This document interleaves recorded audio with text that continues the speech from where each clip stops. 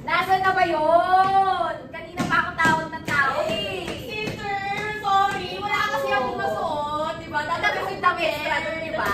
Ewan ko ba, siguro kailangan ko naman siya sa SM North. So, bakit siya talaga sa'yo ang episode natin for today? Exactly. Kaya naman, ano bang hinihintay, di ba? At ang ginagawa namin here. Kanina kasi ako Hindi ako din! Magandang araw, mga sisterette! Welcome to Chika Chick, ang iyong chismis sambayan for all things and everything nice, fashion-related, na sobrang stylish, sobrang slayable, and higit sa lahat, very Pinoy na Pinoy. We are your hosts, Angel Parinas and Christine Nakatibo. Here in Chika Chick, we believe that fashion is life, but Chika is lifer. Kaya tara, di ba? Pag-usapan natin yan. Today, we'll be discussing about the evolution of Filipino fashion from baro to bago. But how can we chika properly kung wala ang mga experts natin, di ba? Ano ba naman ang ambag natin sa fashion industry? Kung di mo ang check out and check lang ng Yellow Basket. Kaya naman, we are here with 6 fiercely fabulous fashion icons to help us unravel the Philippines timeline. Okay? Pero, bago yan, I just want to remind everyone, di ba, yung tradition natin sa podcast. Hindi basta-basta ang magpapakilala yung right. Naturuan na kayo, di ba? So, ganito ang eksena natin. Isa-isa sila ang papasok to showcase their outfits. Then, the host will analyze their looks. Okay ba yun? Yeah. Okay, go na. First up, we have Mr. Jatniel. One, two, three. Ang pants, suit red. Ang shirt, unggoy. Okay. Ang vest, DJ Mon. Kal. Okay.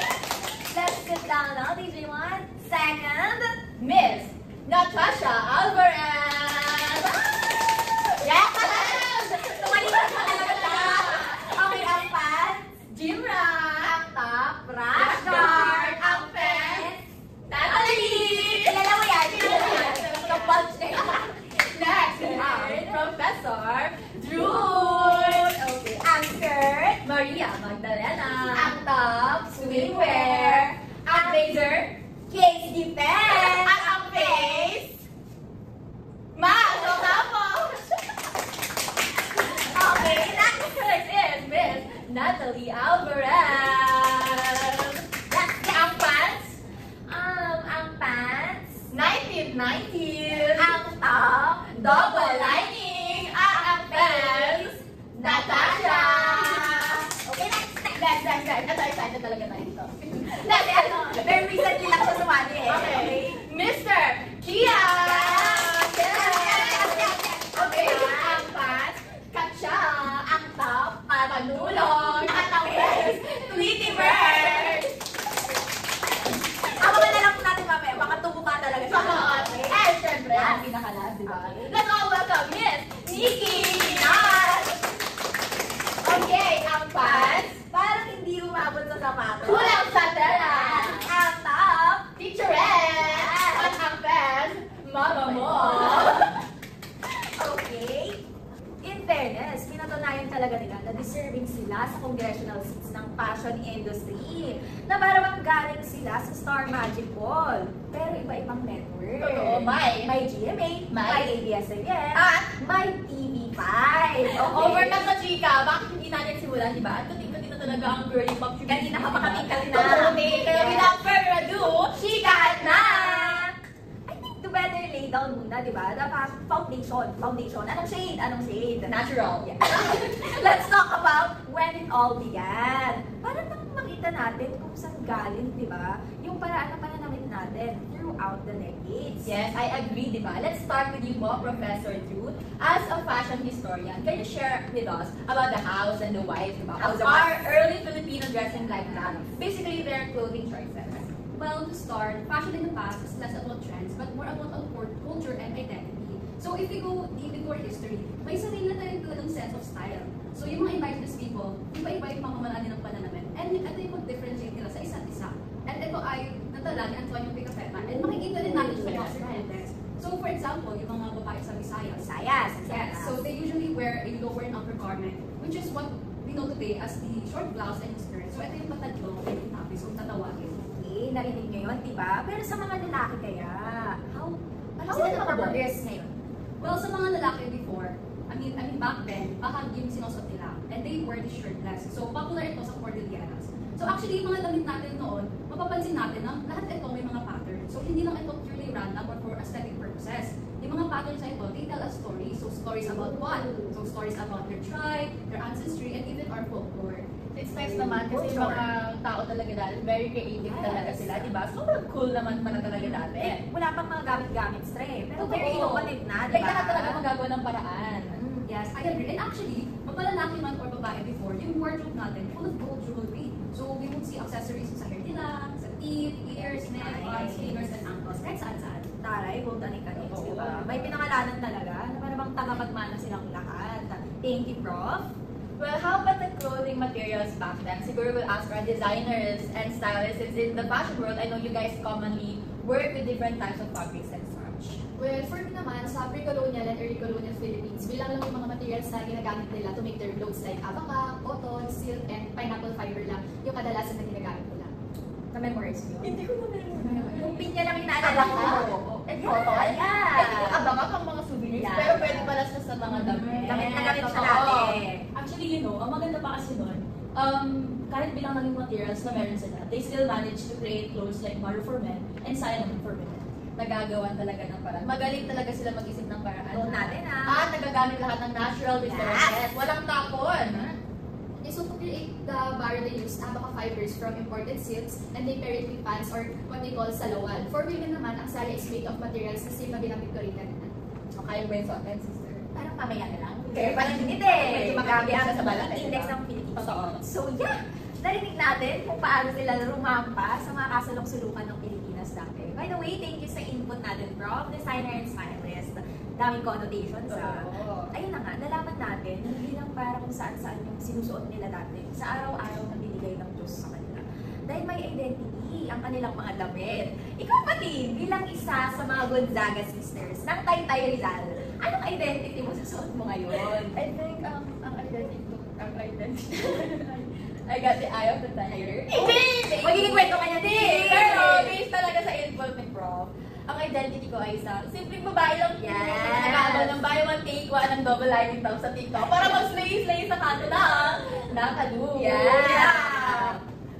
Ano sa tingin mo kaya? Sino siya ngayon? Sino siya ngayon? I think ang character niya today is isang babaeng marangal. Ay!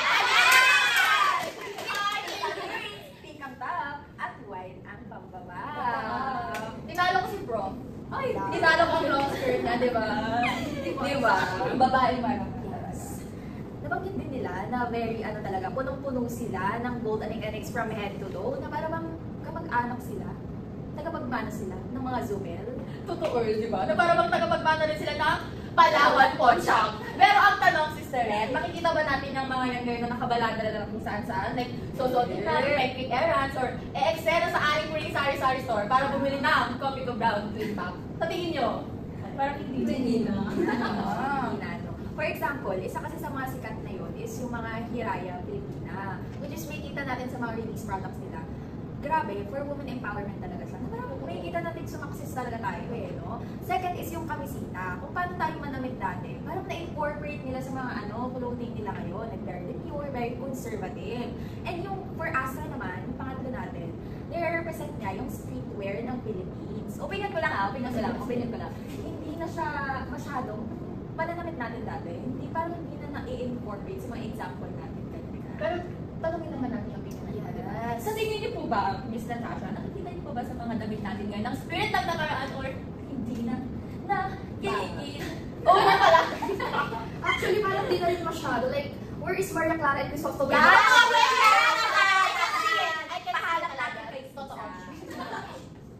Ang mga trending kasi ngayon is yung mga tito-tita outfit Like yung outfit ko today, na parang bang kung papasok ka sa mga chika ng mga amiga mo, old man ko tawag. Na parang manilibre mo kami mamaya, di ba? Sige, gagawin ko yan mamaya. Noted. At saka yung mga good na yan, di mo yan makikita sa galaan ma. I mean, Blue kung mayaman talaga kasi ma. ako, for sure, andyan yung mga gold change, Rolex from DJ Mall, and everything Yeah. nice, diba? Pero hindi mo na yung nakikita nakastock Lalo-lalo sa recto, sister, baka pag-inom mo lang sa right side of the road, sa kanang simpleng mamamayan ng Lerma na hindi na sa gold kasi na-upload na! Sa mga well-known fashion icons kasi natin, nananalo magnanakaw talaga siya. Napapalibutan talaga tayo ng kasamaan sa Pilipinas. Exactly. Pero hindi lang yan. Hindi lang yan. Ang dami na kasing judgmental today. Totoo, di ba? Kanina lang, nang makita ko ng gold, ate, alam mo kung anong sabi niya? Ano? Nanghingi ng pangkain Diyos sa ko, araw-araw. respect ko Yes! naman. Awa ba ako? Hindi naman, di ba? So actually, yun, the materials din kasi before, yung mga, ang materials din kasi ng mga damit noon is hindi na siya ideal para sa klima natin today. Ayun, So, hindi. Pero, wait lang ha. Ano itong narinig kong Ano yan ba? Ano yan? Kailangan kong marinig yan. Alam mo naman pag chika, nandiyan ako agad. O sige, ibulong mo na sa amin Ito naman, di ba kapag nakikita natin yung mga mayayaman, yung mga alam mo yun, may nararating na sa buhay, lahat ng damit na sinusuot nila, nadadala talaga nila. Di ba? Nadadala kasi nila mas kinukonsider yung mga netizens, sabi ko nga mga judgmental, yung motives, and yung paano yung behavior nila habang suot-suot natin yung mga damit natin. Ang tanong ng sambayan ng Pilipino, bakit daw mukhang maasim ang Totoo sweepers ba? ng Astro pagdating sa mga moreno? Ano yun? Bakit Diba? kaya? Siguro tanongin natin dito yung mga kasama natin, mga dark skin, mga moreno, di ba? Kasi tinatawag talaga nila ng Jejemon ba? Yung iba nga mas malalaki, di ba? Tinatawag yung appearance ng tao. So, na para bang sobrang laking kasalanan na may fashion sense pa rin sa Pilipinas. And to add lang, eto talaga, hindi ko talaga mag-gets yun kung bakit na-associate yung mga moreno or moreno sa mga maasim. Tanungin natin si Jatniel, si Mr. Jatniel. As a moreno po, bakit po kaya? Ano kaya sa tingin? Simple lang yan eh. I think nagmula sa stereotype nung sinaunang panahon kung saan yung pag ikaw yung makinis o maputi, ikaw yung tinatawag na malinis. Wherein yung mga moreno naman or yung mga nakabilad sa araw, kasi sila yung mga nagtatrabaho, sila yung tinatawag nila as parang hindi ganun kalinis, na kung tawagin nila sa culture natin is maasim. So I think, yun na naman ang parang... Sobrang galing ng analysis. Kung ako nga eh! Ay, Ay, lang yan! Hindi kasi ako pinag-coaching pa dati. Ay, Yes, very morena kasi talaga dati. And alam mo yun, yung mga Astroworld, yung mga Astroworld talaga. Astroworld? na para makasawa ni Kylie Jenner. Hindi ganon. They are trying to fit in lang sa mga trends ng Philippines. Pero parang hindi payag ang mga netizens. Bawal talaga. Bawal talaga. Diba? Sakit yan. Ito naman, di ba? Yung sa Hiraya Pilipina, alam niyo ba yun? Yes. Di ba alam niyo ba yung product na yun? Yes. Nasagap niyo na ba ang chismis doon? Yes. About yun sa nipple paste. Totoo, di ba? Gumagamit naman kayo lahat ng di ba? Of course. Ito ay nasagap ko lang naman. And walang bias dito, pero fan talaga ako ng Hiraya. Like, I've been eyeing to buy one of their face deals. Kasi, let's be honest, ba? Grabe yung mga reviews sa TikTok. And the weirdness? Grabe. Grabe Pinapakita talaga. nila lahat. Totoo. Like yung mga weirdness nila, walang paawat Pati yung sand and free diving. Ay, speaking of sister, Ano ba yan? yun nga yung issue. Meron isang, I don't know if nag-influencer siya, or normal na mamamayan lang, but nag-cliff diving siya wearing a Hiraya face piece. Then, nagreklamo na hindi raw maligsit yung face Ako. piece. Kasi pagka-cliff diving niya, nalaglag ang mga face piece niya. Ay nako, I think kailangan na natin siyang isisi sa nature, sa activity, and everything nice na kailangan talaga ng malakas na impact. Kasi yung mga reviews nila, dinidikit lang sa Totoo. sketch nila, and then binababad lang sa tubig para malaman yung if malalaglag na, Totoo. di ba? Pero hindi siya for that. Hindi sila yan. Hindi sila tumatalon kapag Totoo. nag-review, Hindi di ba? talaga.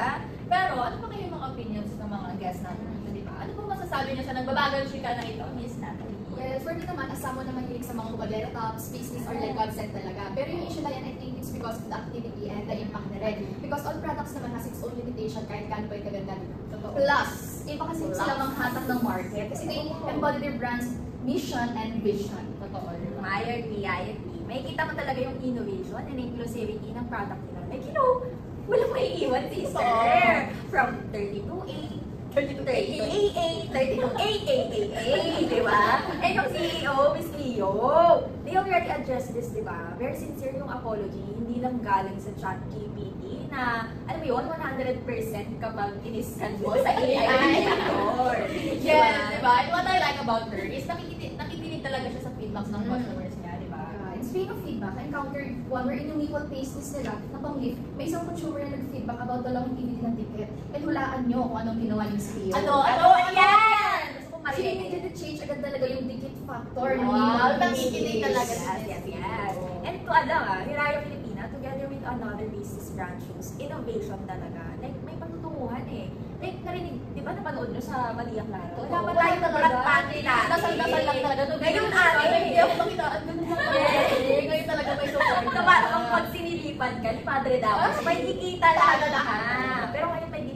umpisa na. Ang tanong, what's next? Where are we headed? Exactly. Dapat may future. Hindi po pakit lang yun. Yes. Dapat may direction. Kaya ngayon, pag-usapan naman natin ang hinaharap ng Filipino fashion. Alam mo, nakakatuwa yung mga kabataan ngayon kasi sobrang expressive na nila. They're not afraid to break the norms and try new things. And that's good for them, Yeah, bro. And more than ever, fashion is becoming a bridge. It's making a way for Filipinos to express themselves freely, proudly, and without any fear of judgment. So now, where do you think Filipino fashion is going? Ano bang vision natin today? Personally, I think Filipino fashion will embrace more sustainability because we're slowly shifting to economic materials such as upcycling, supporting local weavers and artisans. So, I would say na yung fashion or yung future ng fashion natin hindi lang siya basta-basta. Since it's more on aesthetic conscious na rin and in our environment and culture. Yes, I have the great agenda, di ba? Diba? Fashion in the purpose talaga, not just para mag-IG story lang. Nagagamit natin yung natural resources natin eh. Very true yan. I hope more young fashion designers dig deeper into our roots. Kasi imagine, modern silhouettes but using traditional. Imagine! I actually agree kasi I really envision a future where morena, plus size, plus the LGBTQIA+, the indigenous and every other Pinoy identity is not just accepted but celebrated in mainstream fashion. Tapos walang pinipili at walang standard ng fashion. Naalala ko dati kapag nagsuot ka ng traditional wear, parang pang program lang sa school, di ba? Kasi ang init talaga Oo. eh. Pero now, more and more people are making cultural pieces wearable everyday and fashionable pa rin. So true. Ang future ng fashion Grabe, mga very Gen Z ka dyan. Pinas will all be about fusion. Filipino at heart, pero global ang dating. Pwedeng suot sa kanto, sa lerma, sa opisina, sa jeep, or sa Paris. Wow! Ay, malapot tayo ito, Paris ba? Parang ipapasok show na din siya. Totoo, di ba? And that's the hope, di ba? Na in the future, Filipino fashion won't just be a costume for events, but a daily expression of pride and personal freedom. Exactly. And the change starts now. So every time we choose local, supporting our Filipino young artisans, or wear something that reflects our roots, we're actually shaping the future. Yes, walang impossible sa fashion eh. Dapat andyan yung hinaharap. It's inclusive, innovative, at sabi ko nga kanina, di ba?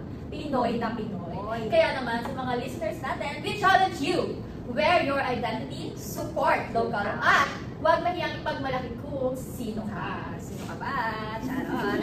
Because at the end of the day, fashion is not just what we wear. It's how we tell our stories as Filipinos in the Philippines or sa Pilipinas. Kaya naman, this is how we end our story na. Nakakailan. Gusto ko pa sila makachikas. Maybe next time. Maybe later. Kasi magkakami pa kami. So, as this is the end for our Chika Your Minute. chika cheeks, your chika lips, your sister. Goodbye.